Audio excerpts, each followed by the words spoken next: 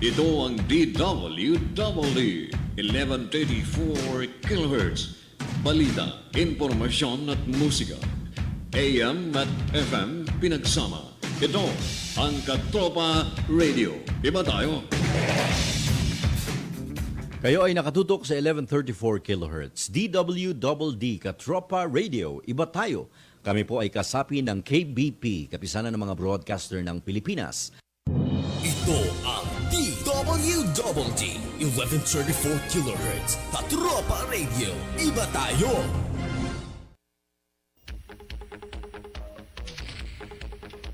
Sa pagsapit ng ganitong oras sa himpilang ito, nakatutok at aalingaw-ngaw ang Kanyon! Kanyon!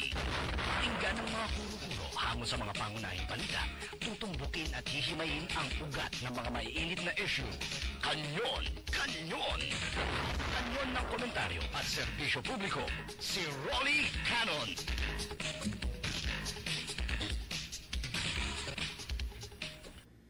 Kanyon! Kanyon! Si Rolly Canon.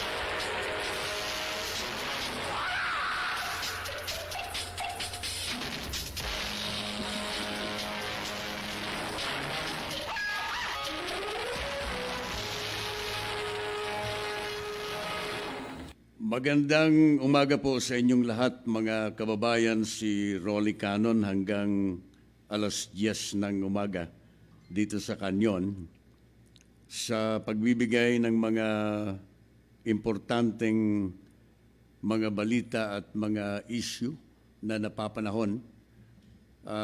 Tatalakayin po natin yan sa loob po ng 2 oras hanggang alas 10 ng umaga.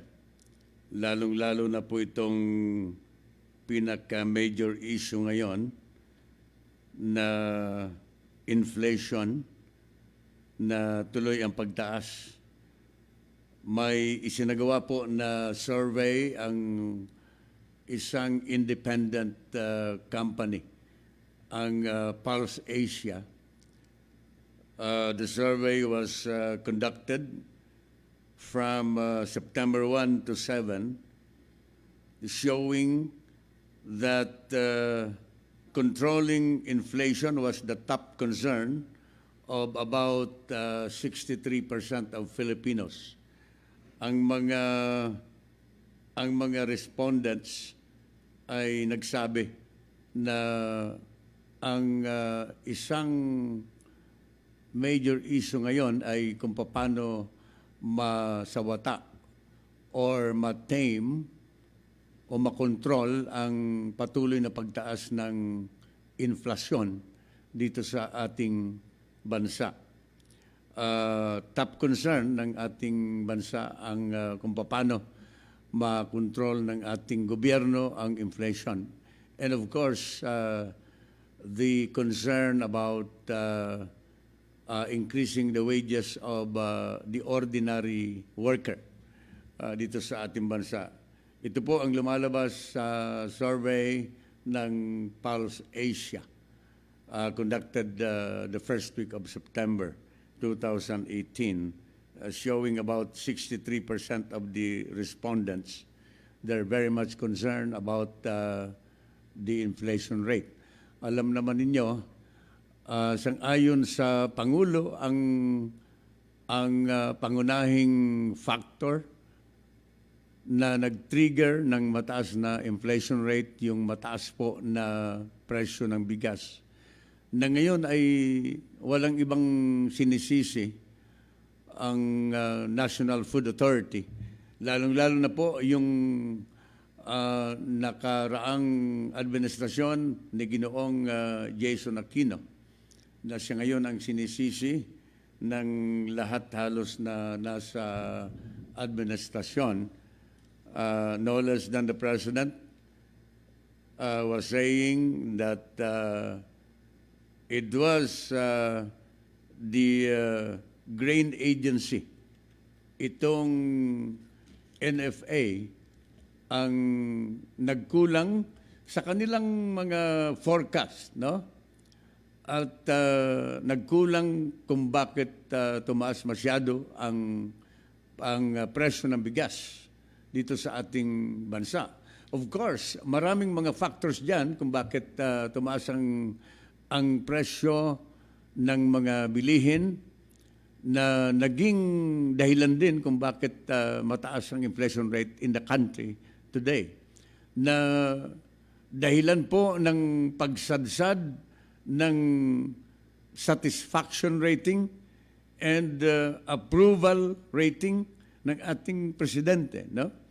Itong mga isyong ito na hanggang ngayon ay patuloy po na hinahanap ang solusyon.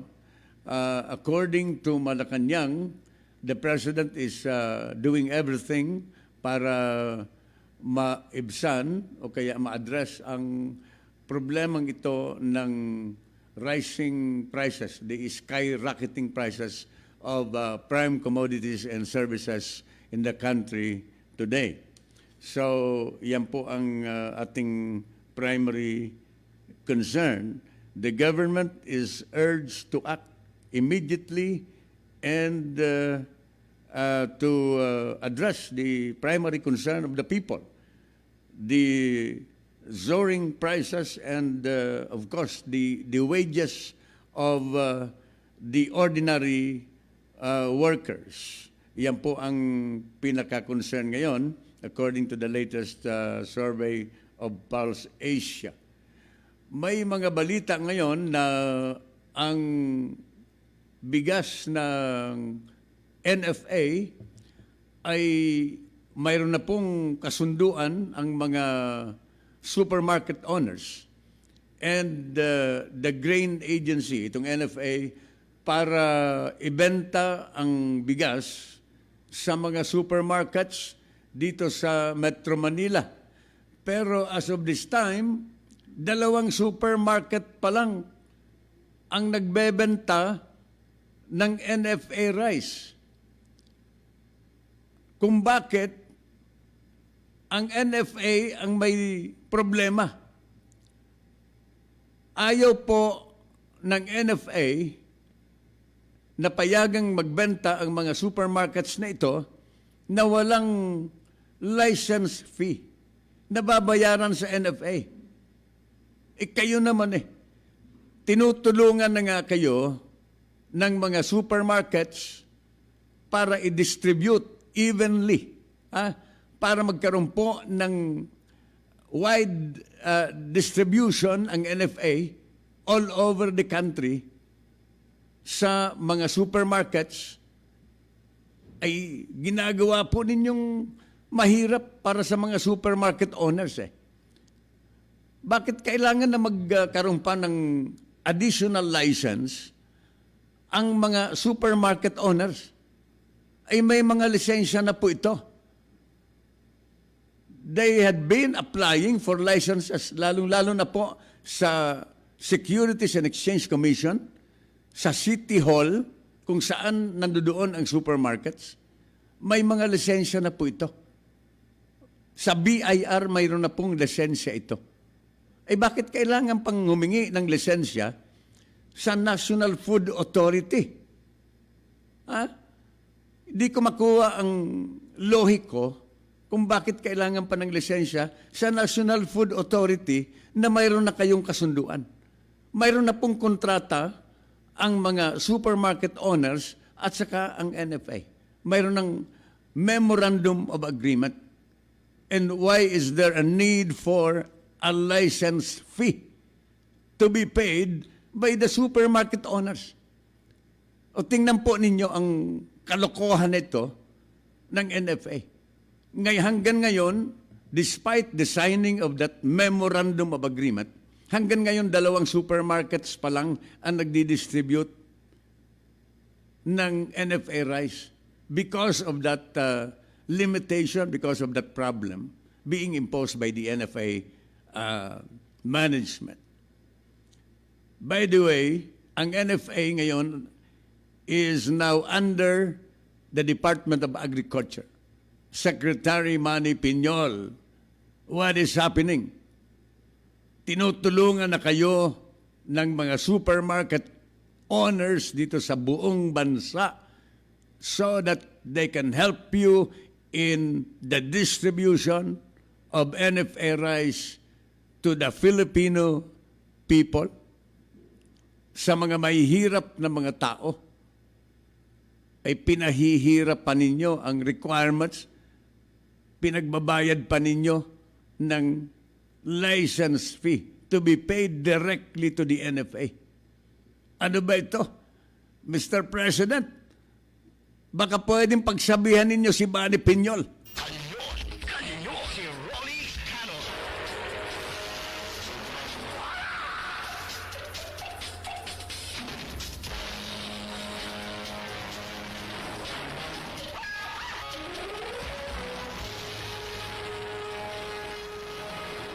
O tingnan ninyo si Rex Estuperas, ang tagapagsalita po ng NFA, sabi niya, bababa ang presyo ng bigas this October.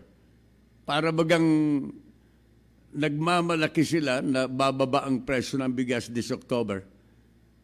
Ang pagbaba po ng bigas this October is not because of the NFA policies, but because of the fact na bumabaha na po ang bigas ngayon. Part of the 250,000 metric tons imported by the Philippine government sa Thailand and Vietnam ay nandiyan pa po, mayroon pa pong mga natitira, and the expected arrival of the new imported rice from Thailand and Vietnam na 500,000 metric tons in October or in November. Definitely, anihan na po ngayon, October, anihan na po sa iba-ibang mga parte ng Pilipinas. Marami tayong palay, marami tayong bigas, plus the remaining stocks of rice dito sa mga bodega ng NFA, plus the arriving importation na marami. Therefore, magmumura ang bigas, ang presyo ng bigas. So, hindi pwedeng ipagmalaki ng NFA na kaya nagmura. Parang tuwan-tuwa pa kayo. Let us see after December, pagkatapos ng anihan, lalong-lalo na kung kayo ay magkamali na naman ng forecast ninyo in the importation, just like during the time of Jason Aquino. Because of the lack of foresight, kung ilan ang dapat i-import na bigas at saka ilan ang natitirang bigas, and because of the misuse of funds allotted to the NFA amounting to more than 5 billion pesos na ginamit sa ibang pamamaraan, yan po nagkawindang-windang po ang NFA. So, it was just right for Jason Aquino to resign. It was just right for Jason Aquino to tell the president that he can no longer serve as the NFA administrator, just like saying that he was so inefficient during his time as the administrator of the grain agency of the country. Mga kababayan, ito po ang nangyari sa atin. Tingnan po ninyo ngayon, I'd like to call the attention of the Honorable Secretary of the Department of Agriculture. Secretary Manny Piñol, ang bangos daw ngayon, ang presyo ng bangos ay 200 pesos per kilo na. Sang-ayon po sa mga report galing po doon sa Bustillos Market. May nag-report sa Bustillos Market that the price of bangos now is 200 pesos per kilo. Wow! And the price of galunggong is already 180 pesos per kilo. Grabe! Secretary Manny Piñol, and also I'd like to call the attention of the Secretary of Trade, Manny din ito Manny Lopez. Ewan ko lang baka kumakain pa ng Jollibee ng Chicken Joy sa London. I don't know if they're in the country as of this time. Umuwi na kaya itong mga cabinet officials na ito Tuwan-tuwa pa sa litrato kahapon, the other day, kumakain sa London ng Chicken Joy, ng Jollibee. Mga kababayan, nakita ko sa litrato si na Secretary Dominguez of the Secretary of, he's the Secretary of Finance. Nandoon din si Secretary Pernia of the DNEDA. Of course, the Secretary of Trade, Manny Lopez, and some congressmen, and Manny Villar was also there.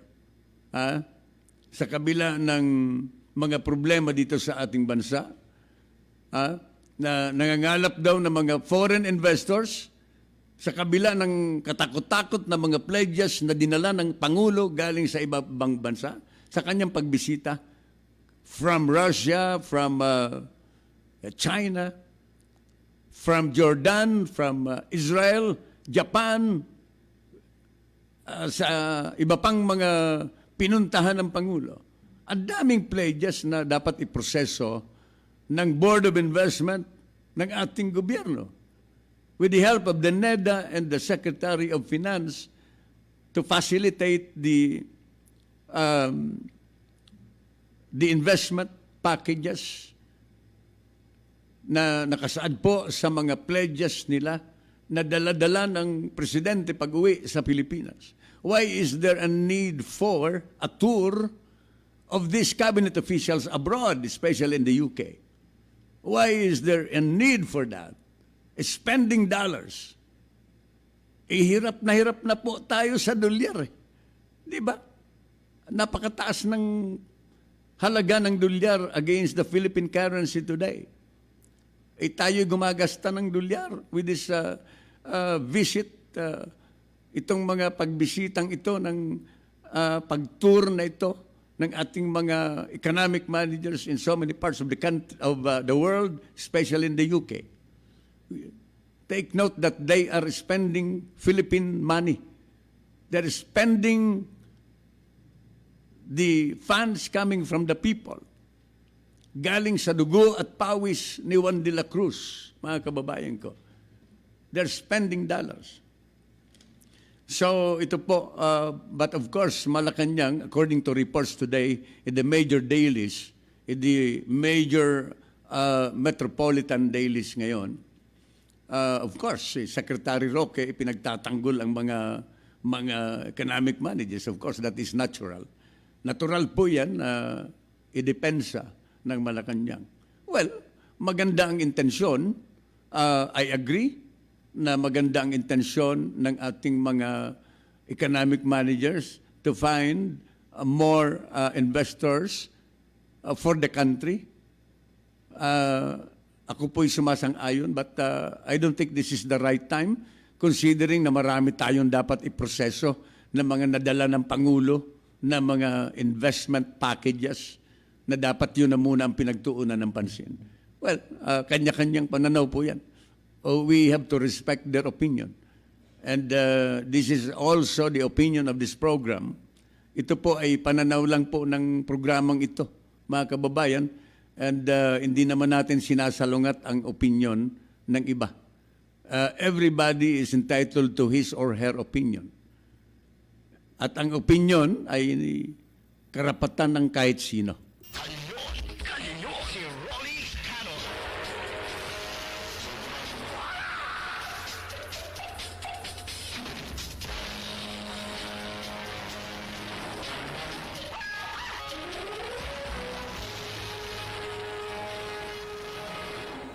Tuloy po ang kanyon ni Rolly Canon dito sa Quezon City Market.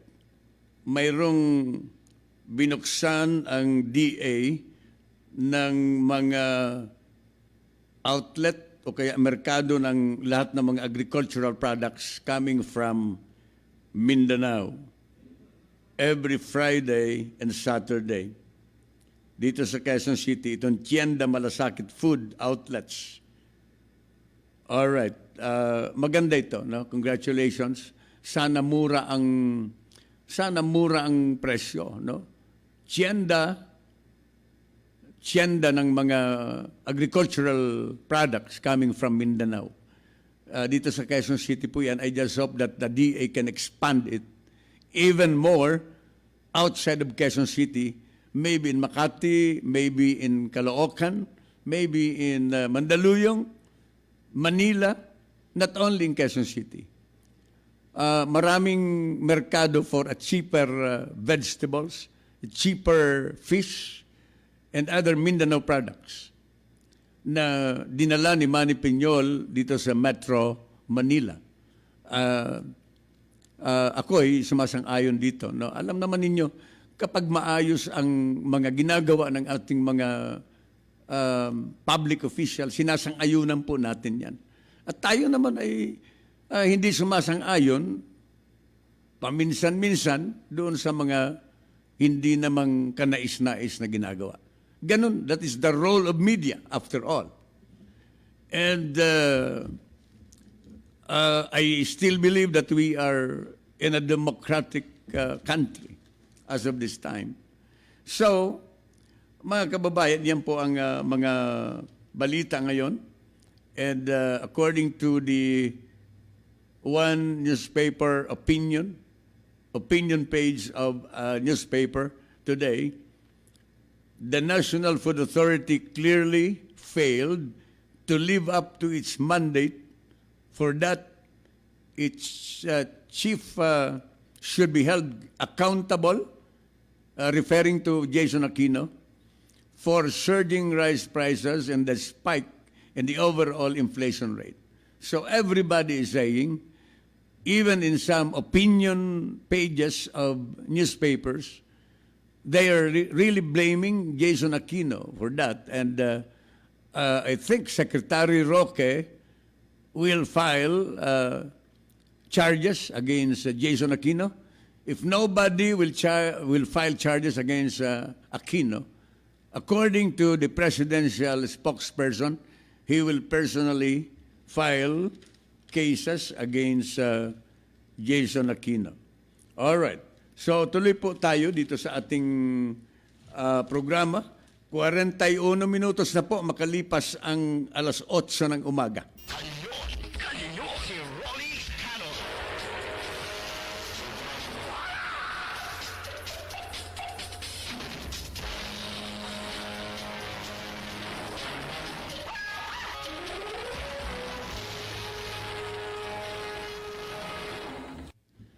Tuloy po ang kanyon ni Rolly Canon sa umagang ito.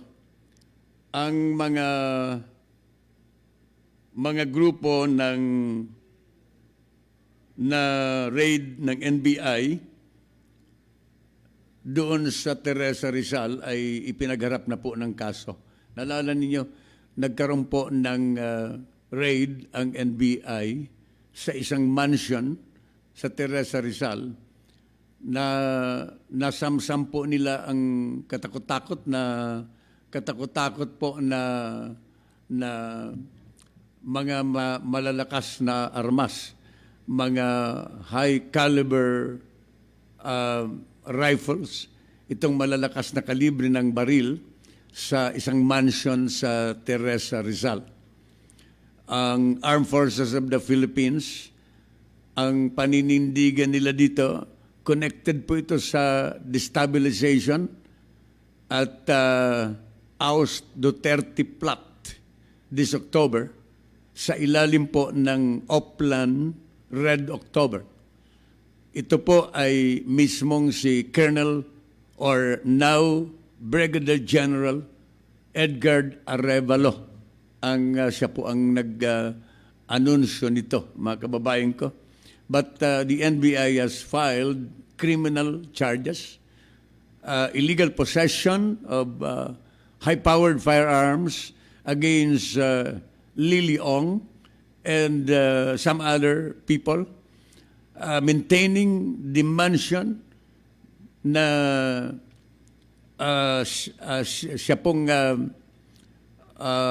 subject of the raid by the NBI anong isang araw dito sa Rizal. But there is a conflicting views between the Armed Forces of the Philippines and the NBI. Nakakalungkot ito, no?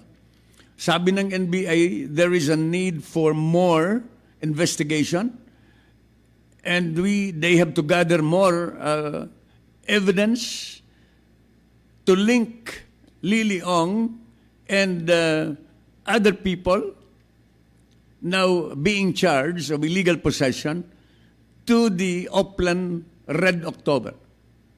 Pero ang Armed Forces of the Philippines ay talagang categorically, sinabi na ni General Arevalo, na connected po ito dito sa Oplan Red October. Because of the presence of some people or individuals being linked or identified with the New People's Army. So, depende na po. Mag-usap-usap na lang po siguro ang NBI with the officials of the Armed Forces of the Philippines. Tingnan ninyo, dapat you are singing in the same tune. Kumbaga sa pagkanta, dapat itong mga respetadong institusyon ng ating gobyerno ay dapat kumakanta ng parehas na tono. Yung isa, ang tono ay dahil sa iyo, yung isa ay maalaala mo kaya. Ay dapat parehas ang tono ng kinakanta ng NBI at saka ng Armed Forces of the Philippines. No? There is a need for you to dialogue, to talk to each other and compare notes as to the evidence that will show that this is really linked to the Oplan Red October. No?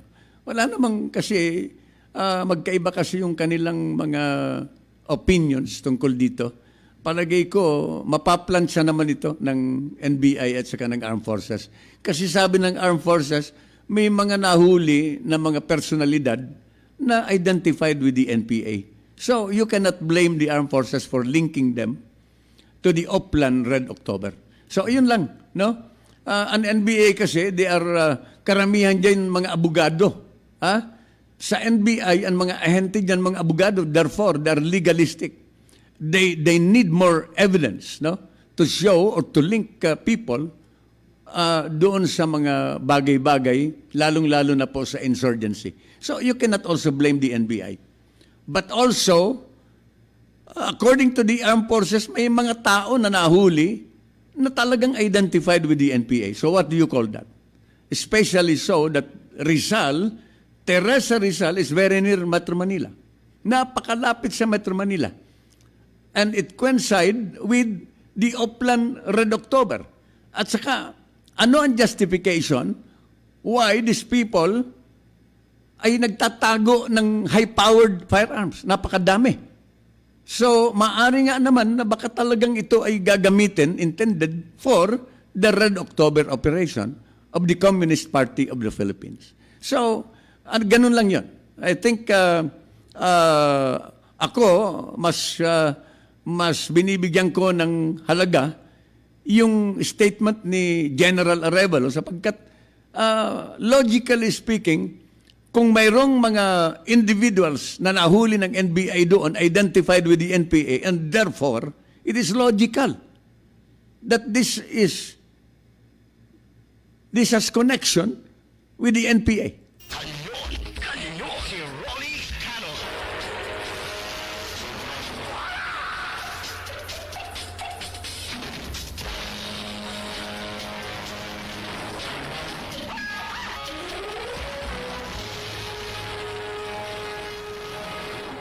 Ito na naman sa mga periodiko, mayroon na naman na parang magkaiba ang tono. Dito sa ang intelligence community daw of the Armed Forces of the Philippines is conducting surveillance on a group of active and retired military officers who are allegedly involved in the supposed plot to oust President Duterte. Binabasa ko po ito sa isang periodiko. a senior military official speaking on condition of anonymity said the subjects of the surveillance are believed to be in cohorts with the political opposition in the plot to overthrow the government. We are monitoring some members. It will be dealt with accordingly once confirmed, the official said, without giving names or any number of those being monitored. So, ang intelligence community daw ng Armed Forces of the Philippines is now monitoring possible involvement of some active and retired members of the Armed Forces of the Philippines. So, sana mapadali ito kung sino-sino mga yon. No? On the other hand, dito naman sa isang periodiko, sinasabi na walang destabilization plot. This is according to military daw. Yung isang report ng isang periodiko na ayaw magpakilala yung source, they are now investigating some members of the military, active and retired. Pero dito sa isang periodiko, the Armed Forces of the Philippines vowed on Thursday to be loyal to the Constitution as it denied claims made by President Duterte himself that some officers were conniving with the opposition to oust him from office. Medyo ako'y na ano dito. Dito'y sinasabi na si Colonel Edward Arevalo, the military spokesman, said the Philippine military would remain professional and obedient to the 1987 Constitution that it has sworn to uphold and to defend. Yeah, ako, maganda itong mga linya ni General Arevalo na giving assurances to the public and of course to the President that the military is still loyal to the Constitution. No less than the Chief of Staff of the Armed Forces of the Philippines, si General Galvez, last week, mayroon din siyang parang nabasa ko dito sa programa na pahayag that the military is still following the chain of command. That is an assurance to the people and of course to the President that the military is still loyal to him and to the country and to the Constitution as well. So, ako po'y naniniwala na itong mga chismis na ito ng pag-agaw sa kapangyarihan ng Presidente ay hindi po magtatagumpay. Just like other people and some organizations, they're saying that this will not prosper. This will not be successful.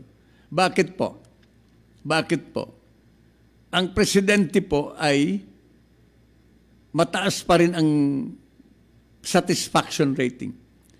The people still believe on the President. The military is still loyal to the President. Paano ninyo aagawin ang kapangyarihan ng Presidente?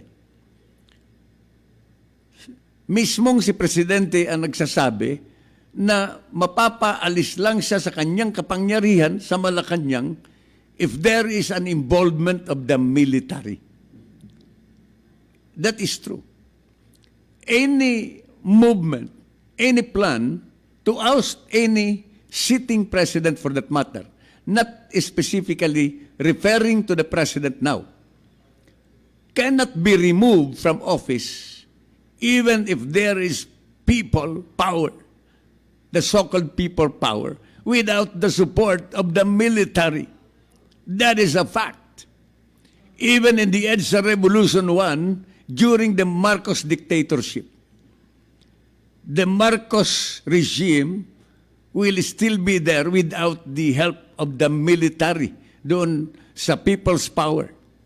And the church, naalala po ninyo, si Cardinal Sinoon, napaka-active in calling the people to revolt against the Marcos administration, and eventually ay sinamahan po sila ng militar. Iyan po ang katotohanan dyan. So that is why Kalimutan na natin ng mga chismis na yan. Instead, mag-ano na lang tayo. Ha? Tumulong na lang tayo sa gobyerno. Ha? Tumulong na lang tayo sa ating Pangulo, sa ating gobyerno kung paano maibsan itong problema sa ekonomiya. No? Huwag na tayong pasaway. Huwag na tayong pasaway. I'll tell you, I agree with the President that any plan, any revolution for that matter, any new revolution for that matter, for as long as the President is enjoying the support of the people right now, as evidenced by the latest survey, and of course, for as long as the President is still enjoying the support of the military, panaginip lang po yung mga binabanggit ng iba. Kanyon, si Rolly Canon.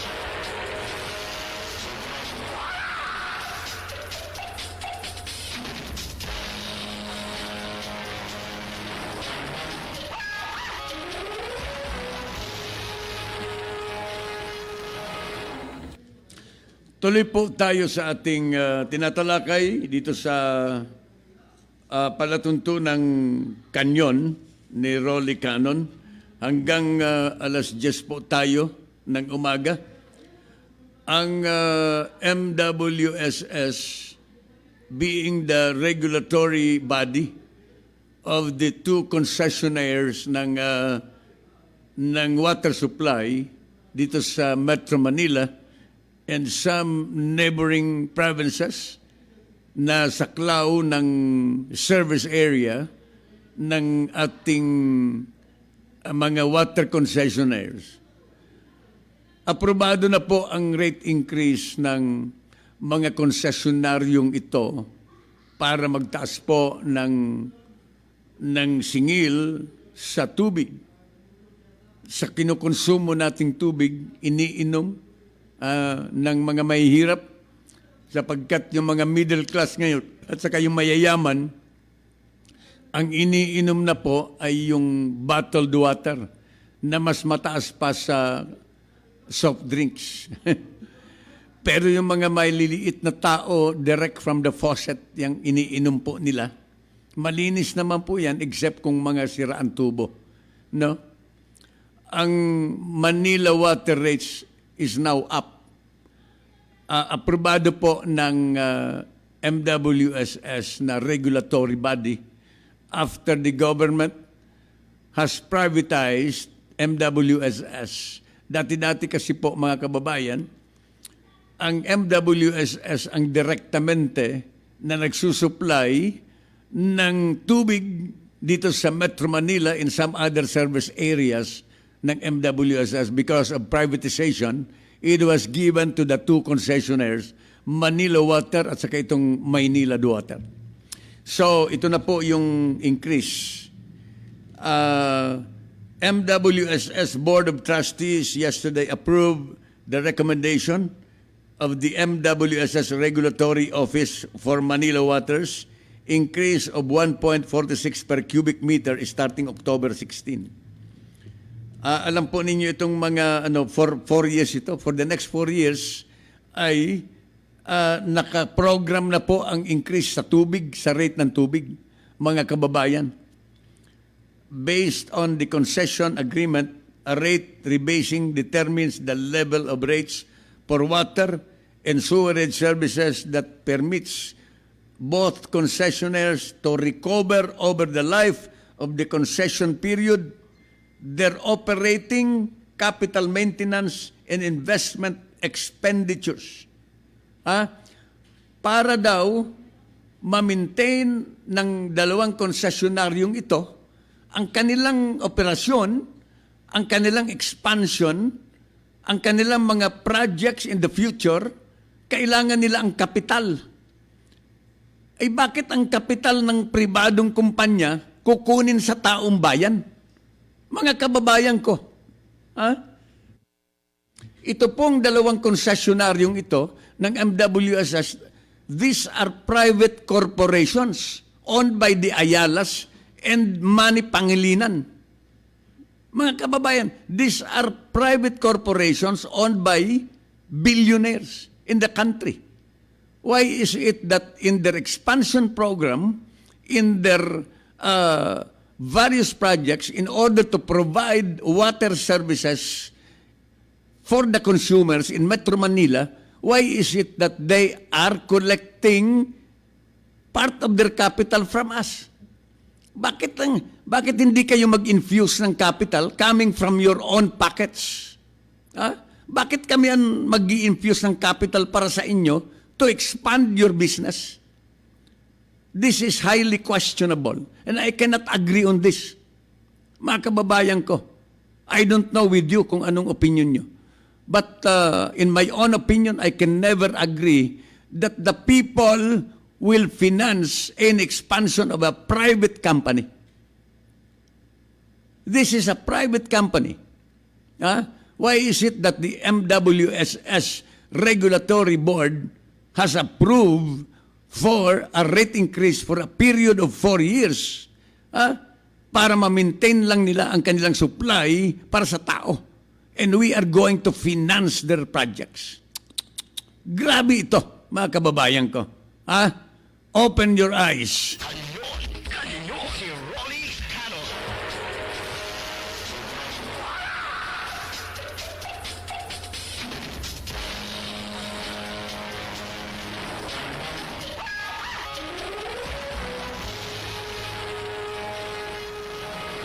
Alam po ninyo, left and right tayo. Binabayo tayo ng mga kalamidad. Binabayo tayo ng mga bagay-bagay na halos hindi po natin malunok. Ang pangungulekta ng mga increases in rates para sa expansion nila at the expense of the people. At halos hindi po natin malunok sapagkat next week, tataas na naman po ang presyo ng gasolina, ang petroleum products will again increase for the 8 times consecutive weeks. Pangwalo na po na consecutive weeks na tataas po ang petroleum products. Ano po ang nangyayari? Baka sabihin na naman ninyo yung gas-gas ng sinasabi that we cannot control the prices of petroleum products, of oil in the originating countries, doon po sa world market. Gas-gas na po na dahilan ito. Mga kababayan, why is it that we are always using as an alibi, as the main reason, itong world market prices nito of oil? When we can control the profit margin of these oil companies in the country today. Only if we are going to review or maybe to repeal the oil deregulation law. 2 dekada na po na implemented ang oil deregulation law in the country since the Ramos administration.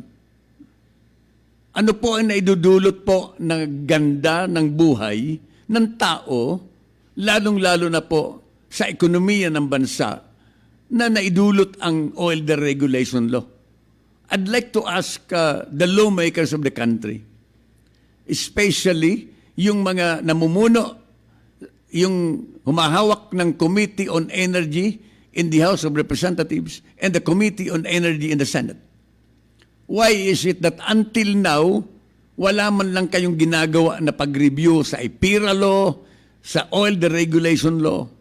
This has been implemented for 2 decades already and it never give any advantages, any relief from the people.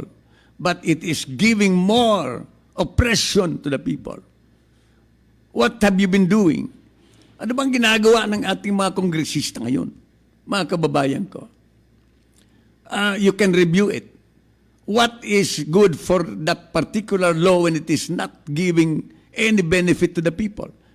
And it is continuing effect of oppression to the people dahil sa patuloy na pagtaas ng presyo ng gasolina that we can never control domestically. We don't have any control of the price of oil in the world market that is given.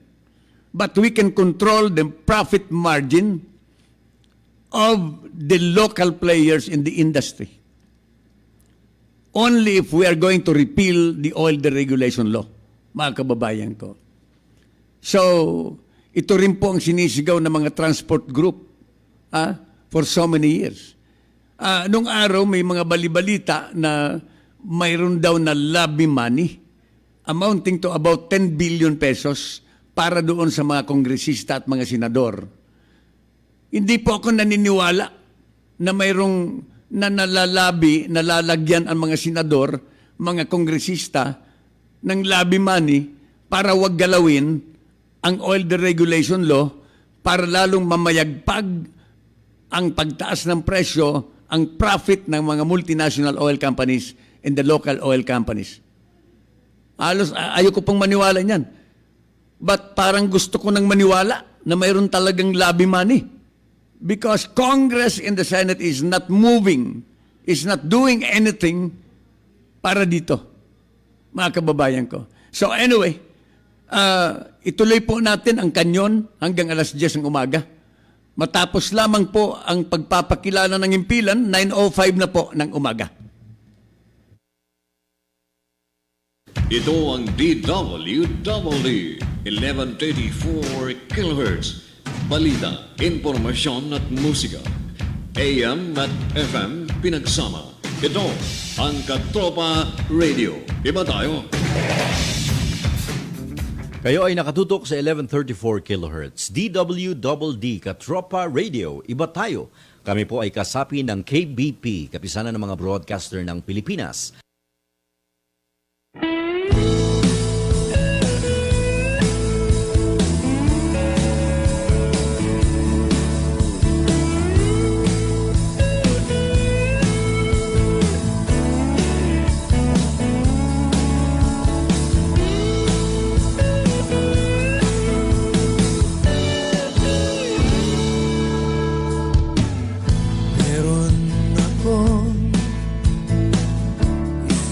Maganda panaginip at sana'y maganap.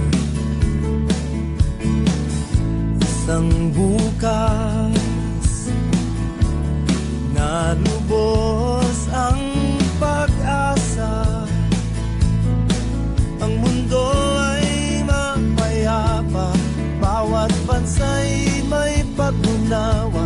Mawawala ang pupot at galit, mananaig sa puso at isip ang pag-ibig. Darating din ang araw, sisikat din ang umaga, ngingitirin ng langit, maghihilom ang mga sakit, hanggat ating mga paay patuloy na nakasayat sa lupa.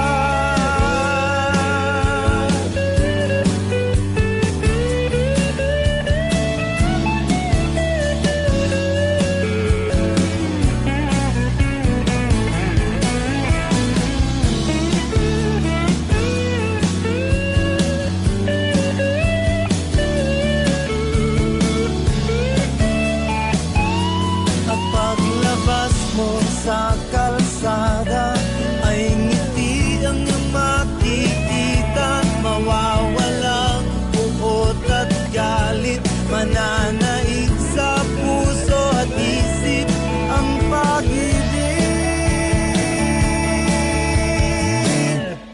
Darating din ang araw, sisikatin ang umaga,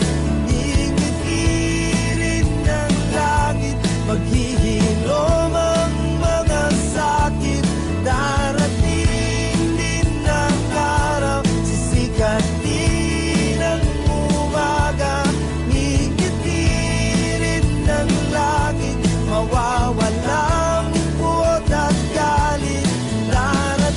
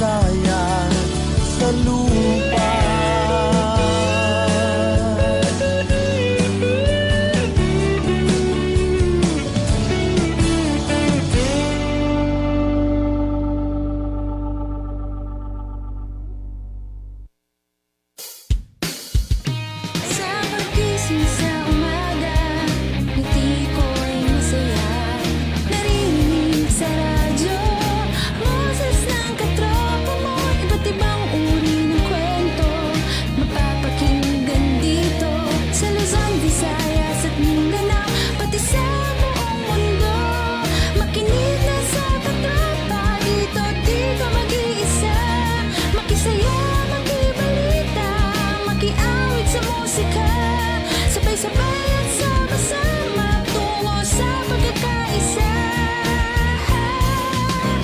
The best at bida ka dito sa Katropa Radio. Iba tayo. Ito ang DWDD 1134 kHz Katropa Radio. Iba tayo. Kanyon, kanyon, si Rolly Canon.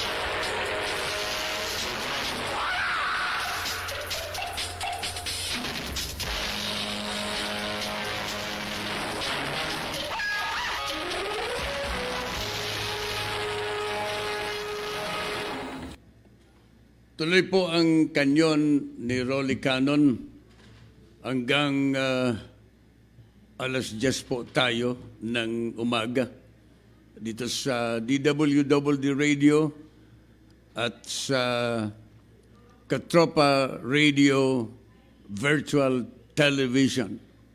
Hanggang alas 10 po tayo ng umaga, mga kababayan. Alright. Okay na ba tayo sa camera? Ina-adjust ni Perdi Boy. Tingin mong kulay, Perdi Boy. So anyway, ang conditional cash transfer na very popular during the Arroyo administration na ipinagpatuloy po ng ating Pangulo na magbigay ng financial assistance sa mga poorest of the poor na tinatawag ay hanggang ngayon ay ibinibigay pa rin po. In fact, I think the total budget for that is already more than 80 billion.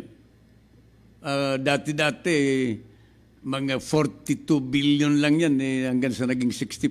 Ngayon yata, more than na. Mga 84 billion if I am not mistaken. Na ibinibigay sa mga pamilya na may kondisyon na kailangan nag-aaral ang kanilang mga anak at iba pa.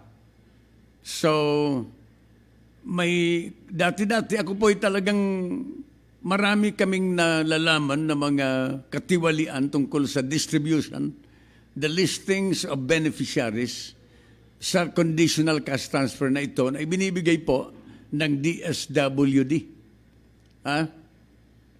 Maraming mga balibalita no na yung iba daw ay nabibigyan yung mga kamag-anak lang ni Kapitan. Na ililista yung mga kahit hindi naman poorest of the poor ay nakikinabang po dito sa conditional cash transfer provided for by the government para dito sa mga mahihirap na kababayan natin. Ito yata yung 1,400 monthly for as long as you have 3 children. At ngayon may mga na-discover doon sa doon sa Autonomous Region of Muslim Mindanao, that over 32,500 CCT ghost beneficiaries na-discover sa Mindanao. Ito na tayo. Baka hindi lang ito doon sa mga kababayan. Baka pati sa ibang parte po ibang parte ng bansa, mayroong mga ghost beneficiaries of the conditional cash transfer na binibigay po ng ating gobyerno. Over 32,500 ghost or undeserving beneficiaries of the National Conditional Cash Transfer Program have been delisted across the autonomous region in Muslim Mindanao, translating to savings of the government of more than 48.8 million pesos per month. Take note, ladies and gentlemen, kung hindi na-uncover ito, kung hindi po na-delist itong mga undeserving na mga beneficiaryong ito ng CCP, patuloy po na gumagastos ang gobyerno ng 48.8 million pesos per month for these undeserving people. Wow! Grabe ito. Okay, mayroon pa daw na minomonitor ngayon na mga 10,000 more unfit individuals to be delisted in the continuing purge in the regional CCT list of the beneficiaries, especially in the ARM, doon po sa ARM. So anyway, ituloy po natin yan. Mayroon tayong ipapasok na interview ni Lovely Guillermo with Major Micaela De Laras. Lovely, please come in. Lovely? Yes, Katropang Romy, magandang umaga. O nga, tama ka dyan. Kasama ko ngayon si Major Micaela De Lara mula sa OZ7 at narito kami ngayon sa ASCO Katropang Romy para saksihan ito ng bloodletting kung saan mga sundalo natin ang kasama dito at nakiisa dito sa aktibidad na ito. At syempre ay sabi ko nga kanina, kasama natin si Major na Micaela para malaman pa natin kung ano pa yung ibang impormasyon kaugnay dito sa event na ito. Ito, ma'am, good morning po. Welcome po sa ating programa. At makikibalita kami, ma'am, kung ano pa po yung aasahang mangyayari ngayong araw since bloodletting. Alam natin na ito po ay pagkakataon para sa ating mga kasunduhan para magbahagi ng tulong sa mga nangangailangan. Hanggang anong oras po pala ito sa bloodletting po na ito? Good morning sa lahat. Ang ating bloodletting, which is sponsored po ng Junior Chamber International, ito is a nationwide bloodletting wherein ang Armed Forces of the Philippines po ay sumusuporta dito sa kanilang program. Ang ating bloodletting will begin at around 8 o'clock in the morning hanggang alas 4 ng hapon. So, isang araw lang po ito para makalikom sila ng parang gusto nilang magkaroon ng breakthrough na makalikom sila ng maraming dugo sa itong isang araw lang po. Ma'am, sino po ang, kumbaga, pinaka-namuno dito? Ay, po yan po ito ng isang organization or sa mismong hospital po natin? Saan po ba? Ang Junior Chamber International, ang siyang namumuno nito, no? Ito ay composed of mga young professionals, businessmen, and entrepreneurs, no, committed to social civic work. Ang aim nila is to develop leadership skills and in its members and create positive changes in the community. Now, ito ay kaakibat din nila together with the sister chapters and other partner organizations such as the Philippine Red Cross, GMA 7 Kapuso Foundation, at saka ang AWEL Foundation. Yes, ma'am. Meron po ba tayong target kung gaano po karami yung dugo na malilikom or maaaring target naman kung ilang mga tao yung magdodonate po? Ang magdodonate ng mga kasundaluhan natin will be coming from the Philippine Army, Philippine Navy, and Philippine Air Force, and then yung mga propandan natin na nandito sa General Headquarters. Pupunta lang sila dito sa Tejeros Hall, and then kung they will be screened, no, kung pwede silang mag-donate ng dugo, tapos yun pupunan na sila ng dugo. So, mas maraming mag-donate, mas maganda. So, para makalikom tayo, para makatulong din tayo sa mga nangangailangan ng mga dugo. How about the civilians po? Kabilang din po ba or open din ito para sa kanila? If they're willing to come here, then donate some blood na to save lives nga, sabi nila, they're welcome po dito sa kasi isa-screen lang po sila ng ating mga personnel from the Viluna Hospital and then from the Veterans Memorial Hospital. So dalawang hospital po ito from the Viluna Medical Hospital and sa Veterans. Ma'am, ito po panghuli na, saan po ba mapupunta yung mga dugo na malilikom or meron po bang certain organization na pagbibigyan? Itong mga malilikom na dugo ay matutulungan din itong ating mga kasundaluhan at ito yung mga veterano po natin na nangangailangan din ng dugo din. So kung ano pa din pwedeng maitulong din ng AFCS at let's say ng JCI din, then willing naman po magbigay as long as kakayanin yun kung ilan ang kailangan natin po. Ayan, yun lang ma'am, message na lang po sa lahat, maaaring yung mga nakikinig po sa atin, baka marinig nila at maisipan din po na mag-donate. Go ahead po.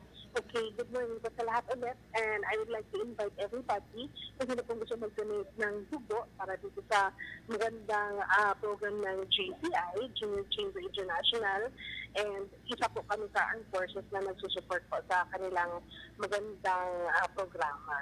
So, if everybody would like, sabi nga nila, it saves lives. Kung ang isang bag na dugo ay marami po yung mapupuntahan. I think parang sa isang bag na dugo, parang 3 tao ang sisave po. So, magandang po ito, magandang parang practice or contribution mo sa community.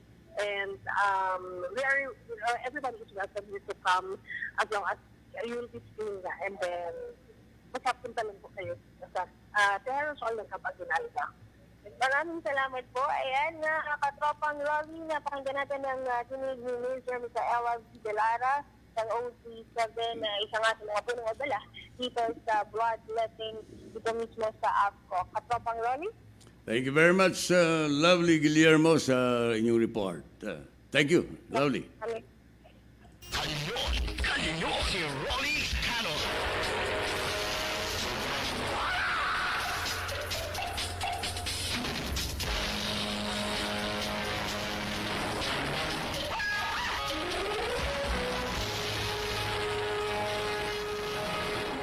Tuloy tayo sa kanyon ni Rolly Canon sa ngayon. Hanggang alas 10 po tayo ng umaga. Yung mga school children na bakunahan ng Dengvaxia last year, mayroon daw na namatay na 15 bata according to the DOH, no? As many as 15 children may have died due to Dengvaxia, based on the findings of an expert panel formed to look into the death of those who were inoculated with the dengue vaccine. This is according to the Department of Health. Si Health Undersecretary Rolando Enrique Domingo said that of the 62 cases reviewed by the Joint Dengue Immunization Task Force of the DOH and the Philippine General Hospital, 15 deaths could be linked to Dengvaxia, as this occurred within 6 months after the vaccine was given to the children. So ngayon, unti-unti na po na lumalabas ang katotohanan, despite the denial of the Department of Health before sa mga reports ng Public Attorney's Office sa pamamagitan po ni PAO Chief Acosta at saka yung kanyang doktor na forensic expert noon na marami ang namatay dahil doon sa vaccination na yan. Ngayon, ang Department of Health, maganda naman na nag-form kayo ng panel para malaman kung ano ang cause of death ng mga school children na ito. Mga kababayan ko, within 6 months, kapag nabakunahan ka, kapag namatay ka, within 6 months, iyan ay attributed doon sa Dengvaxia vaccination na ibinigay po ng Department of Health during the time of Secretary Garin, and it was continued by her successor na si Secretary Obial, mga kababayan. So, ngayon si Obial at saka si Garin, nagdidemandahan na sila, nagsisisihan na po sila, mga kababayan. But sang-ayon po sa DOH, as of September 14, the DOH said 7,764 of the children inoculated with the vaccine has been admitted for various illnesses including 3,400 o 3,415 for dengue. Ha? Malaki-laki na po ito, no? 7,764 plus 3,415 na nabakunahan po ng dengue ay may mga sakit na po ngayon. Ang iba admitted na po sa mga iba-ibang ospital. Mga kababayan all over the country. This is more or less 11,000 already out of the 800,000. Ako po, ayoko sanang sabihin na nakaka-alarma ito. Ayaw natin na maging alarmist tayo dito sa programa. Pero ako, ay parang ako'y natatakot dito. Ha? Na-alarma po ako rito. Ha? Almost 11,000 na. Ito ay doon lamang sa mga namomonitor. At wala pa dito yung mahigit ng 80 na mga school children ang namatay na nililink doon po sa dingbaksyan ito. Ha? Na patuloy na dinideny ng Sanofi Pasteur at saka ng Department of Health. Mismong si Secretary Duque noon talagang dinidefend niya na walang namamatay, walang napapatunayan na namamatay because of that vaccination.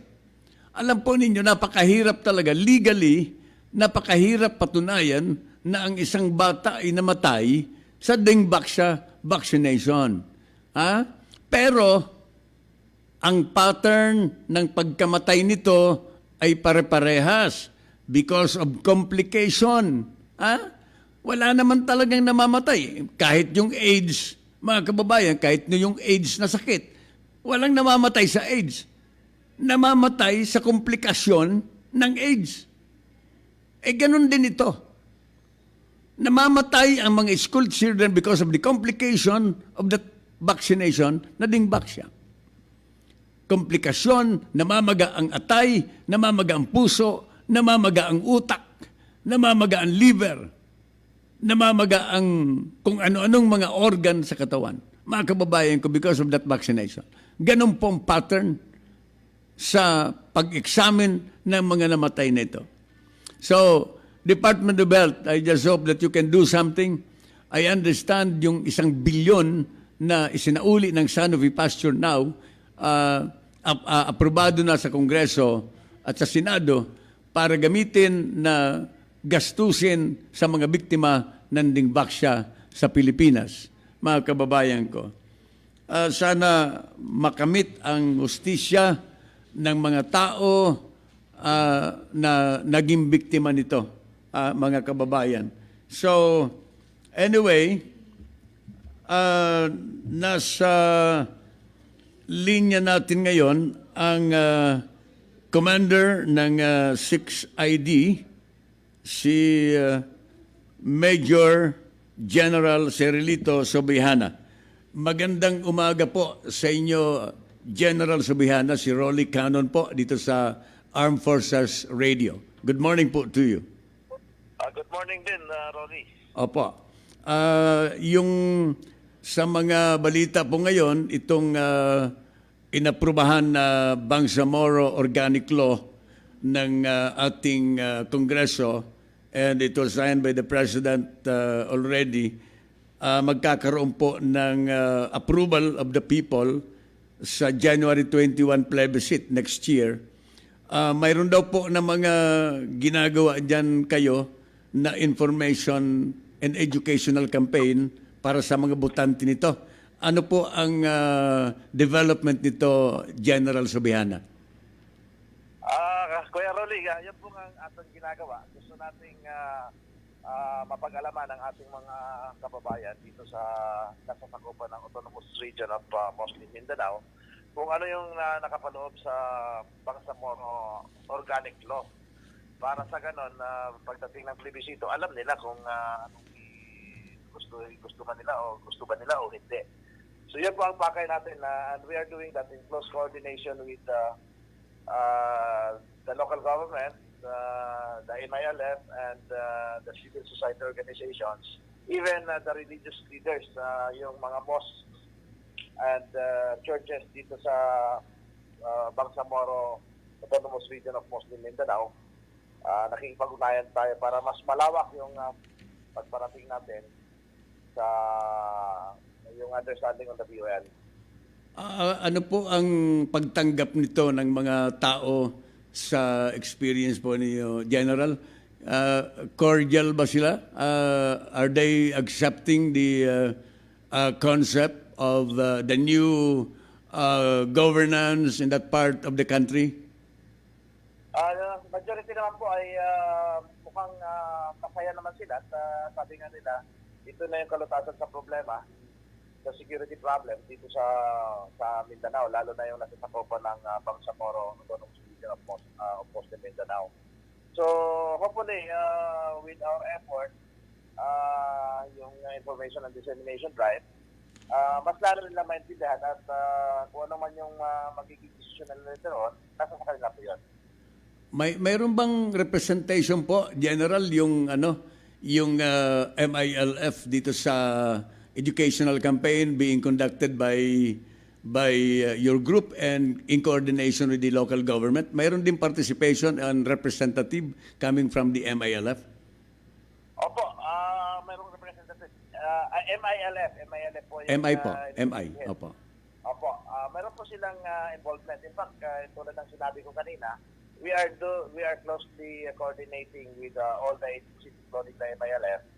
And itong yung sinasagawa nating information and dissemination drive.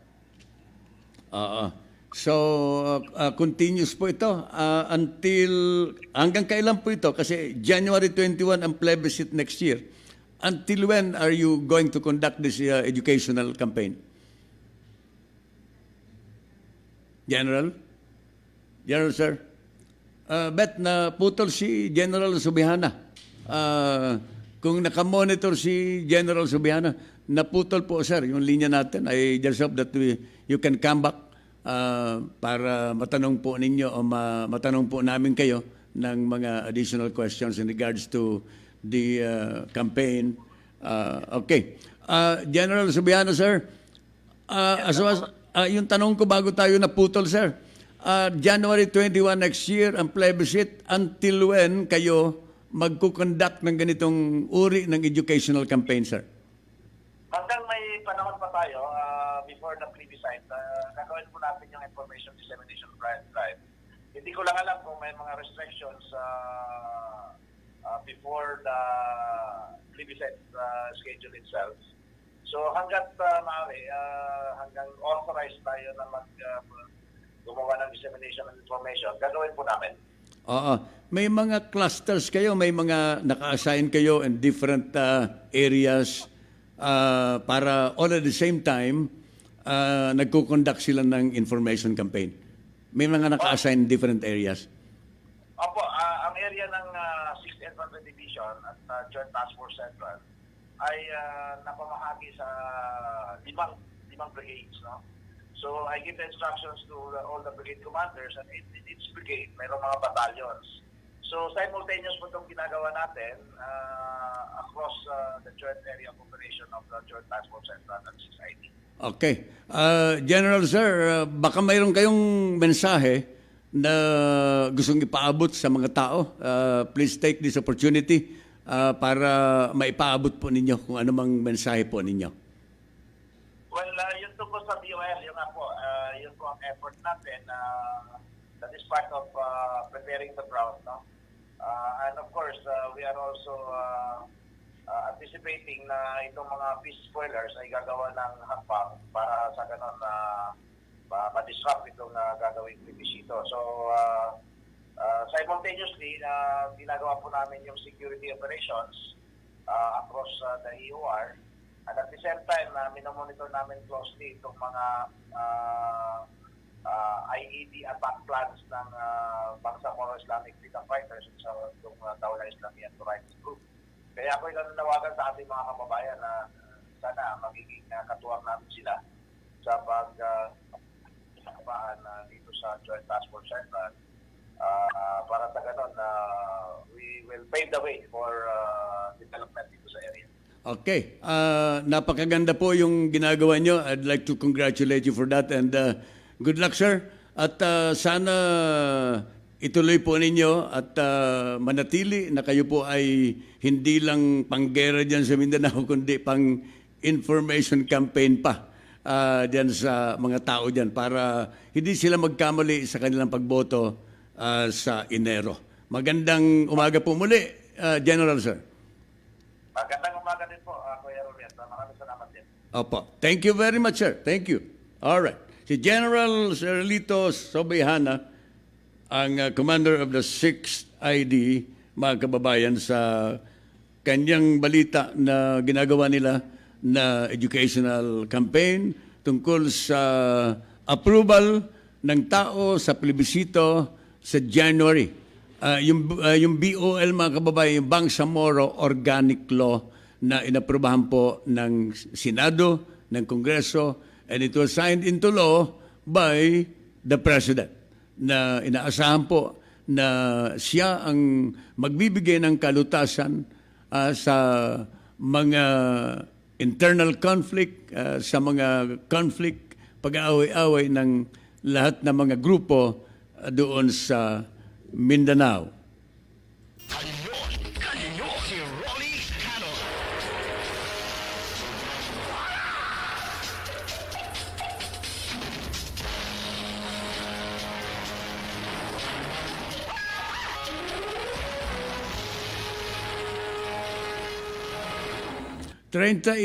Minutos na po makalipas ang alas 9 ng umaga sa Kanyon, si Rolly Canon magbabalik hanggang alas 10.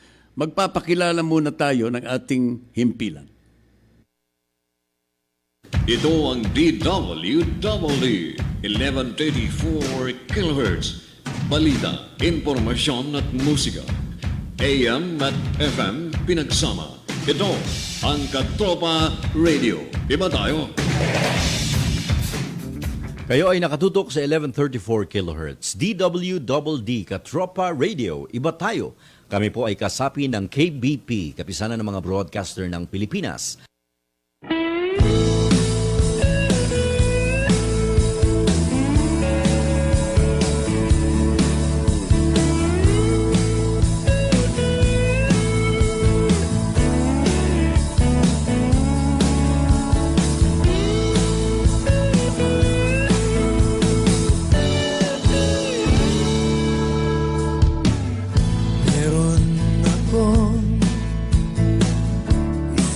Maganda panaginip at sana'y maganap. Isang bukas na lubos ang pag-asa. Ang mundo ay mapayapa, bawat bansa'y may pag-unawan. Mawawala ang pupot at galit, mananaig sa puso at isip ang pag-ibig. Darating din ang araw, sisikat din ang umaga, ngingitirin ng langit, maghihilom ang mga sakit, hanggat ating mga paay patuloy na nakasayat sa lupa.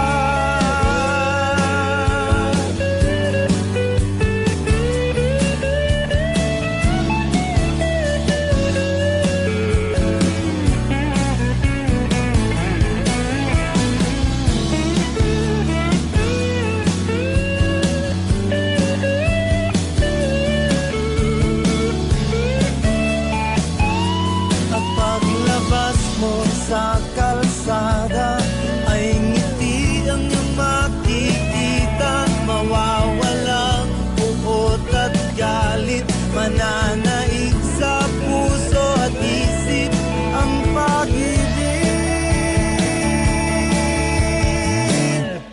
Darating din ang araw, sisikatin ang umaga, maghihilom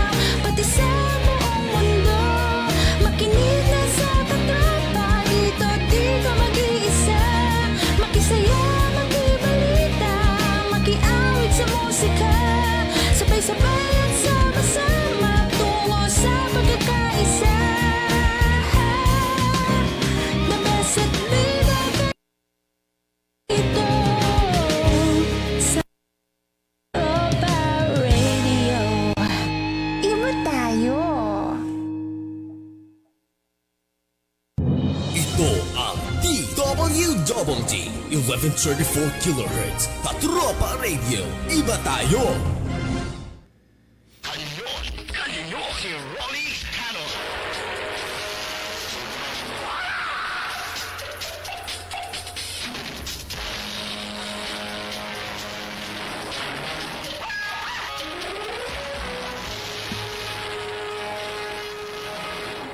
Tuloy ang kanyon ni Rolly Canon hanggang alas 10 ng umaga.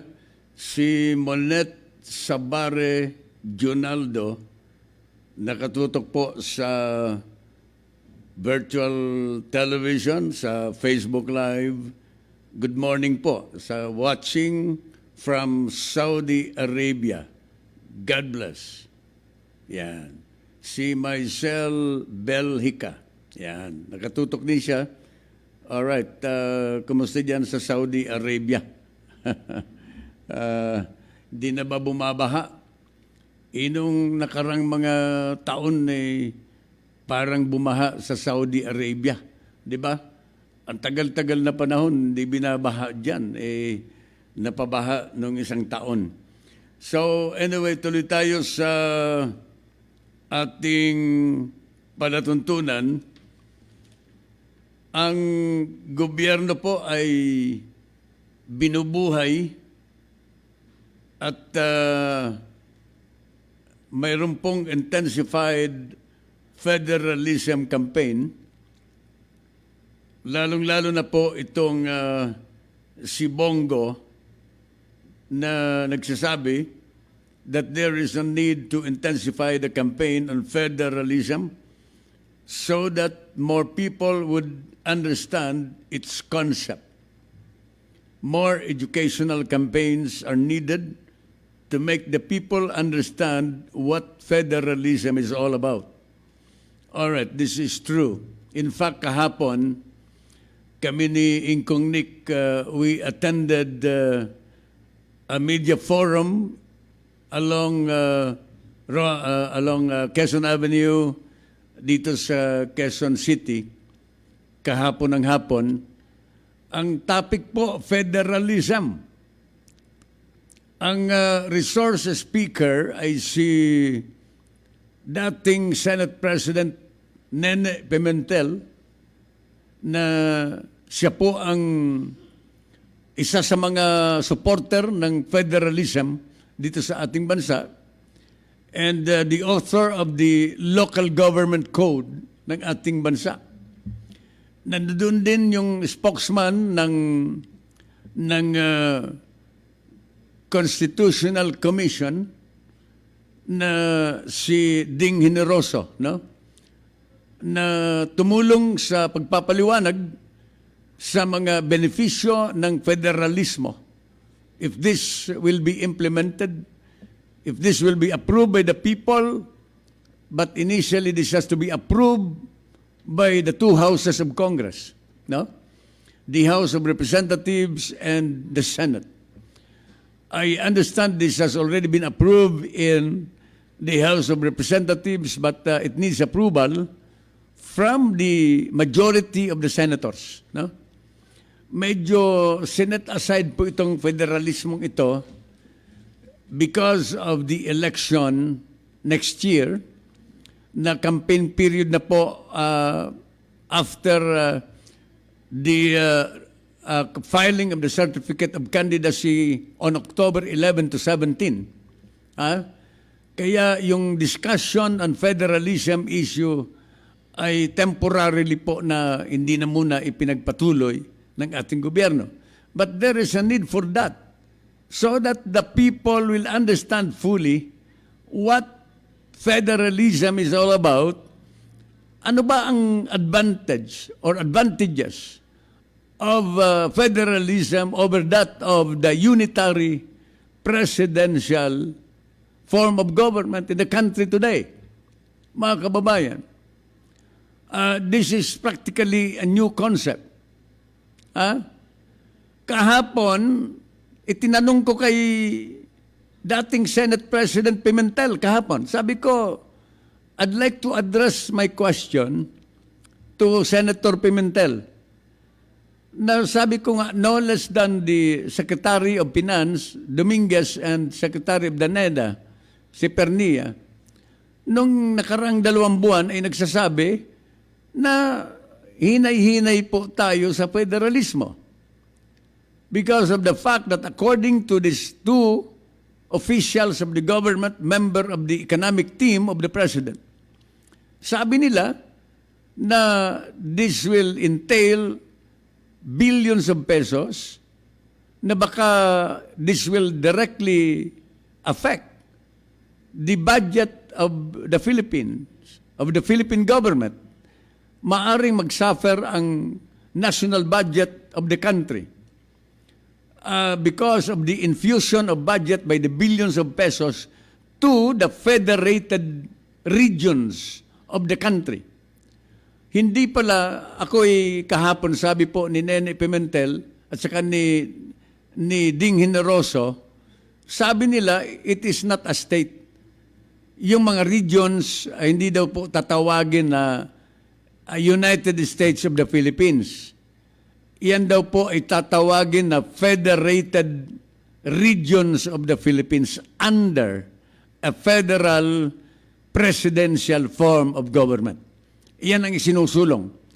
Nene Pimentel was saying that he is not in favor of a federal parliamentary form of government. Ang gusto niya, because we are now familiar with the presidential type of government, gawing presidential federal form of government, no? In which we will have federated regions and autonomy in the different regions. In-explain po nila sa akin. Yung aking katanungan na medyo mahaba, hindi ko na makayang explain lahat, yung explanation ni Nene Pimentel, ay medyo nalinawan naman po ako doon sa kanilang explanation. At tinanong ko din, paano yung wealth sharing at saka power sharing na hindi pa na-resolve until now. Ako naman po ay medyo nalinawan din na 50-50 pala ang sharing ng wealth sa national collection ng kayamanan ng bansa. 50% will be infused to the different regions and 50% to the national government. So anyway, tingnan natin kung how it works. Kung talagang ito po ay maaprubahan na ng Senado. But as I've said, the Senate is lukewarm. Hindi po sila masyadong receptive pag pinag-uusapan po ang federalismo dito sa ating bansa. But rather, they are not really very interested as of this time. No? Mga kababayan ko, so tuloy tayo. Ang ating oras ay 50 minutos po makalipas ang 9:00. Kanyon, si Rolly Canon.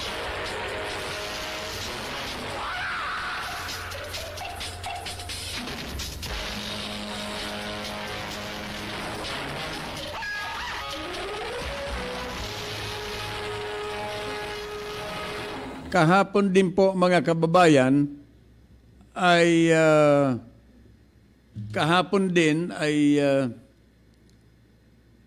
mayroong mga speculations that the court will issue the warrant of arrest for Senator Trillanes to be arrested.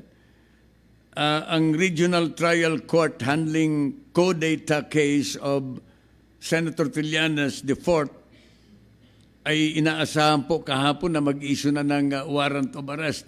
But the Honorable Judge did not issue a warrant of arrest and hold departure order against the lawmaker. Si Judge Andres Bartolome Soriano po ang tinutukoy ko na judge who presides over Makati RTC Branch 148. Na nagsabi na hindi niya pa kayang mag-issue, pinag-aaralan pang mabuti. No? But the judge promised to issue the whole departure, the decision, whether to issue a whole departure order against Trillanes and the warrant of arrest against Senator Trillanes.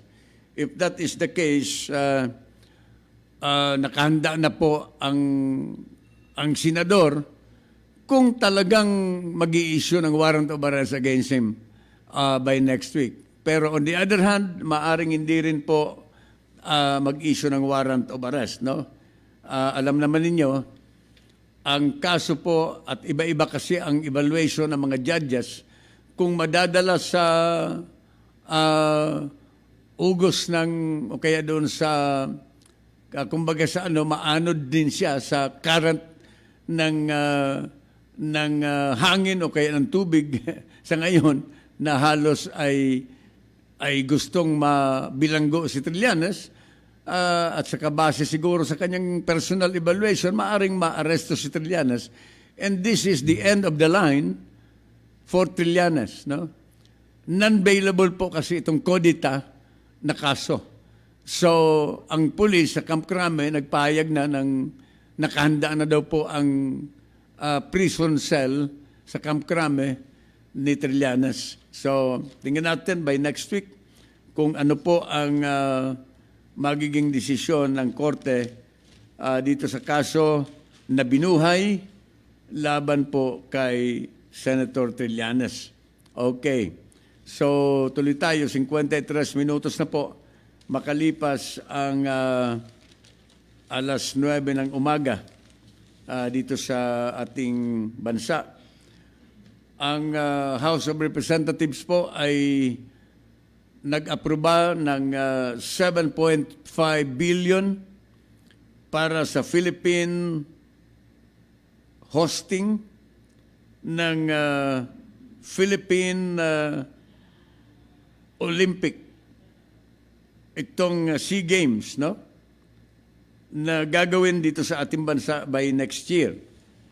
Reports reaching the Philippine Olympic Committee said the lower house of the Philippine Congress has earmarked this amount for the games to get the venues ready. 7.5 billion pesos just for the SEA Games. Just for the hosting of the SEA Games in the Philippines. Take note, mga kababayan, 7.5 billion pesos. That's a lot of money. Para dito sa hosting lang. Ewan ko lang kung ready po tayo talaga na mag-host ng ganitong klaseng napakalaking sports event dito sa ating bansa. That the government will spend a lot of money, billions of pesos, considering the economic situation of the country today. Mangungutang nga tayo ng pera. Di ba? Ngayon nga, hinihilot natin na tumaas ang approval rating, tumaas po ang economic rating ng ating bansa sang-ayon doon sa mga assessment ng mga rating companies na katulad ng Standard & Poor at iba pang mga rating companies. Itong IMF, World Bank, mayroon din silang sariling assessment. Ang Asian Development Bank na ibinaba ang rating ng Pilipinas kapag pag-uusapan po ang GDP at ang ekonomiya ng bansa. Paano tayo mangutang?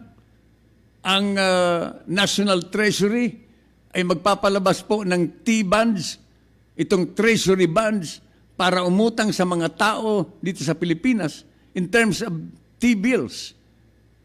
Domestic borrowing, aside from the international borrowings from the World Bank and ADB or Asian Development Bank.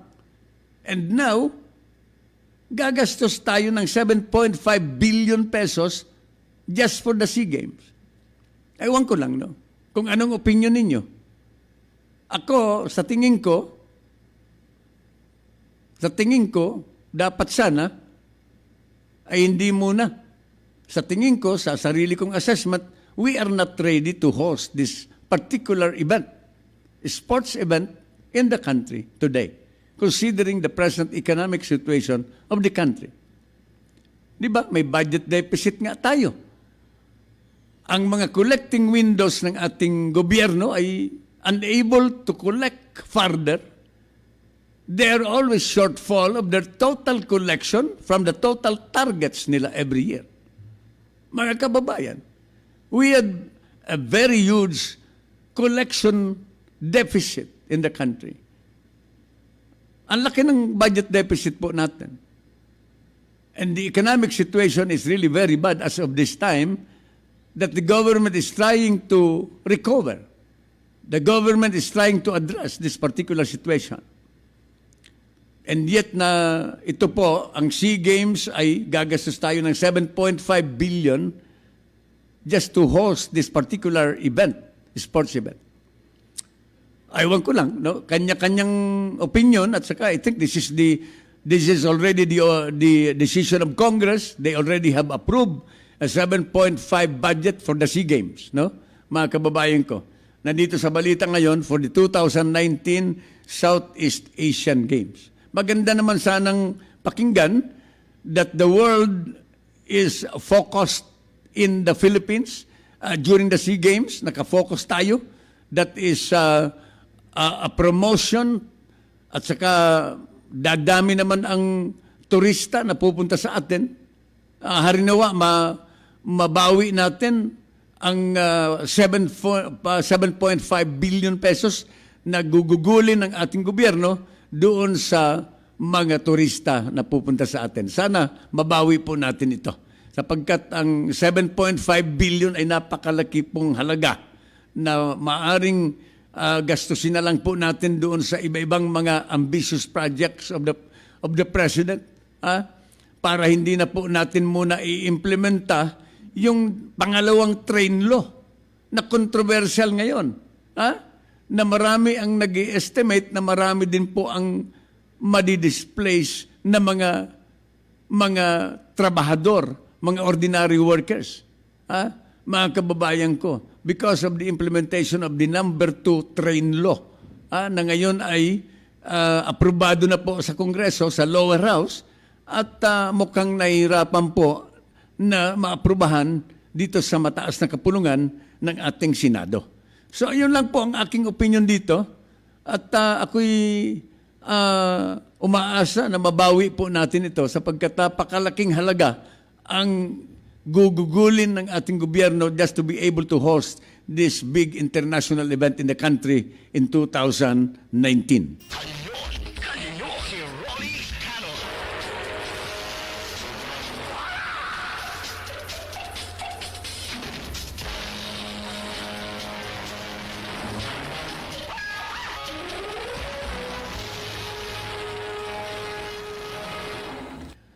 Alright, tuloy po tayo sa ating mga pinag-uusapan dito sa palatuntunang Kanyon. Kasama po si Rolly Canon.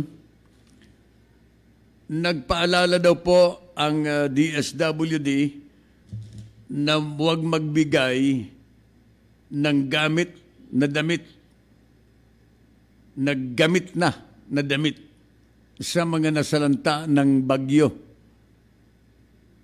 Ito daw po ang paalaala ng DSWD sa publiko na huwag mag-donate ng mga gamit na damit para sa mga biktima ng kalamidad.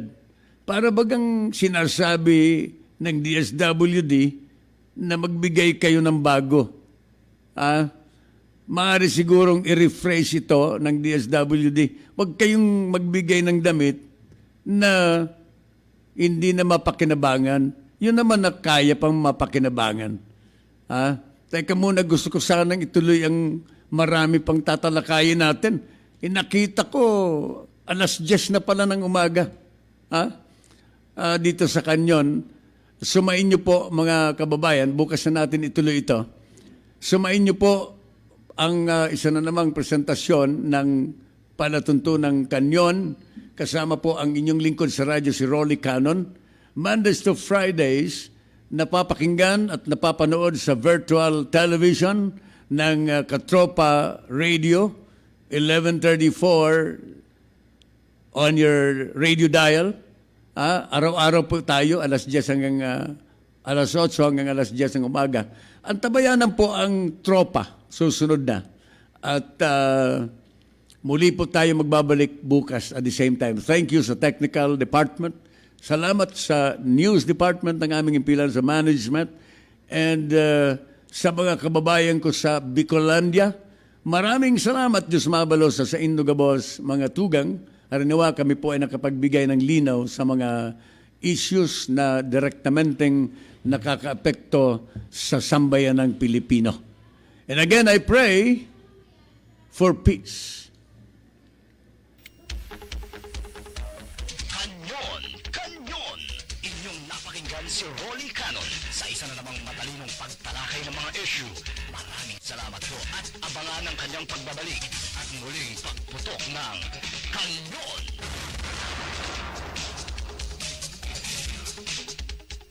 Ito ang DWDD 1134 kHz. Balita, impormasyon at musika. AM at FM pinagsama. Ito ang Katropa Radio. Iba tayo. Kayo ay nakatutok sa 1134 kHz. DWDD Katropa Radio. Iba tayo. Kami po ay kasapi ng KBP, kapisanan ng mga broadcaster ng Pilipinas. News and information on DWDD 1134 kHz. Ngayon na! Magandang umaga. Muling binuksan ang tiyenda malasakit ng Department of Agriculture sa San Andres, Maynila ngayong araw hanggang bukas. Makakabili ang publiko ng murang gulay at iba pang produkto sa compound ng Bureau of Plant and Industry. Kasunod nito ay mayroon ding isang tindahan na binuksan naman sa Elliptical Road sa Quezon City. Ayon kay Department of Agriculture Secretary Manny Piñol, galing ang toneladang gulay at iba't ibang produkto na mura sa Mindanao. Mayroon ding commercial rice na mabibili sa halagang 40 pesos kada kilo. At yan ang balitang hatid ng News Express Top of the Hour News. Ako ang inyong junior katropa, Irish Lias, nagbabalita sa DWDD Katropa Radio. Iba tayo. Ito ang DWDD 1134 kHz Katropa Radio. Iba tayo!